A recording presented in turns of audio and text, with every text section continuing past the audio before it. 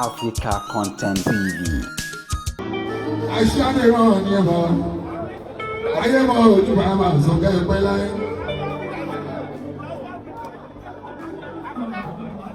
Hello, ladies and gentlemen. Hello, ladies and gentlemen.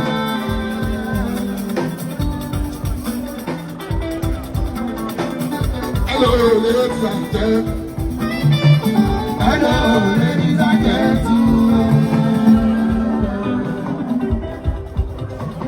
Ajibola ló sá òun everybody ẹgbẹ́ tó.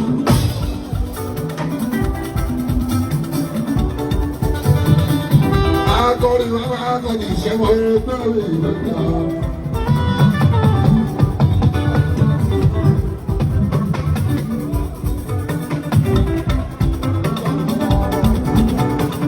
Ìwọ lọ́wọ́ ló sá òun everybody listen.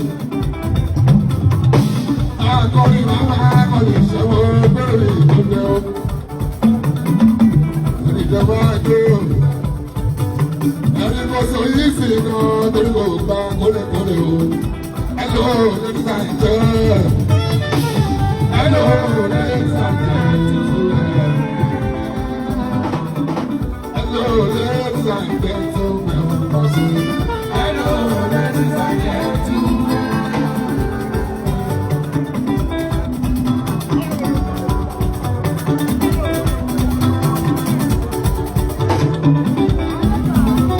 Adúgbò gbọ́dọ̀ gẹ́gẹ́ bí ìṣe sábàṣọ.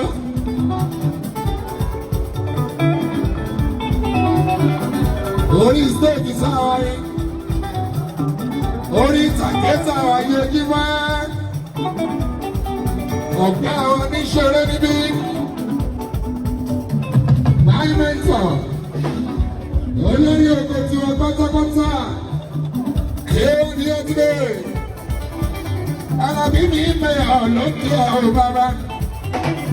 Olùṣàgbọ́lá ọkọ̀ ti ẹ̀rọ. Olórí ọmọ bá ní Jẹ̀bú gbígbọ̀. Báyìí nílẹ̀ Yorùbá o. Olú ọmọ fi Lagos bàbá.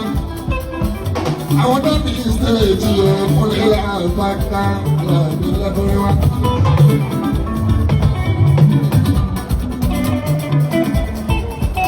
Ọmọ yàrá àtọ́ bẹ̀rẹ̀.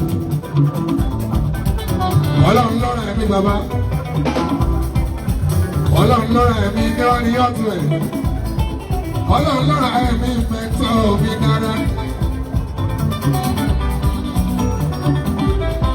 Ajíbọ́lá làgbàkà àwọn náà fún wàhálà ẹ̀.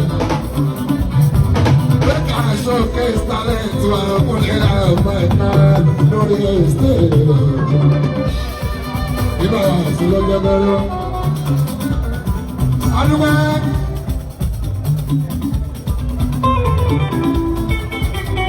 Lady, His Royal Majesty.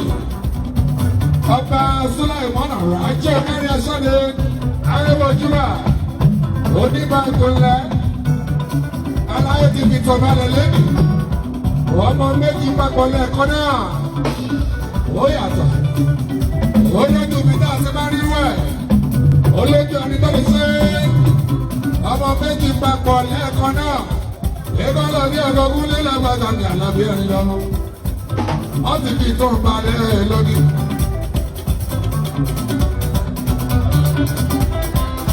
Ẹwà ní kábàámọ̀,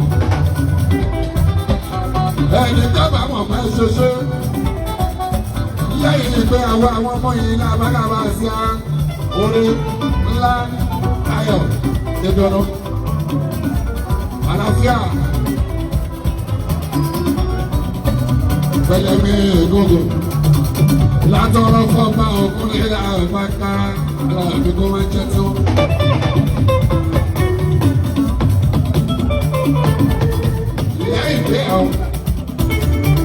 Wọ́n ní pè wá Ojímọ́ lẹ́yìn oṣù mẹ́fà lẹ́yìn ọdún kan jímọ́ gbégbéyàwó ìtìtúká ìgbéyàwó alárinrin yáà náà sí ogúnlé lágbàdàn mi Àlàbí ẹ̀rín lọ. Òun tó máa pè wá àmì tá a máa náà gbọ́dọ̀ àwọn àmà àti ní pé 5 years running anniversary 10 years running anniversary 20 years running anniversary báyà sí àti bẹ́ẹ̀ lọ múlẹ̀ àmàkà